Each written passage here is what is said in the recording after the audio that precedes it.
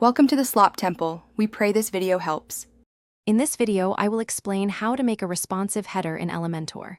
First, navigate to your Elementor theme builder and create a new header template. Then, drag and drop your essential widgets, such as your site logo and navigation menu, into the header section. Carefully adjust the column widths and alignment to establish your initial desktop layout. This foundational step is crucial for building a flexible header. Now, let's fine-tune the desktop layout. Use Elementor's desktop preview mode to meticulously adjust the spacing between your header elements. Confirm that your logo, menu, and any other items are perfectly aligned and clearly visible.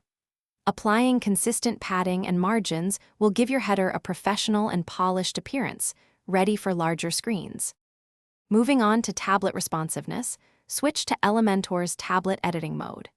Here, you'll need to adjust column order and widths to ensure your header elements display optimally on medium-sized screens.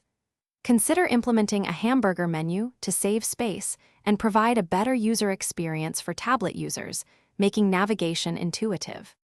Finally, let's optimize for mobile. Switch to Elementor's mobile editing mode to refine your header's appearance on the smallest screens. Configure your mobile menu, typically a toggle icon, to ensure easy access to navigation. Always test your responsive header on various mobile devices to confirm it functions perfectly and provides an excellent user experience. Thanks for watching. Consider subscribing if we helped you.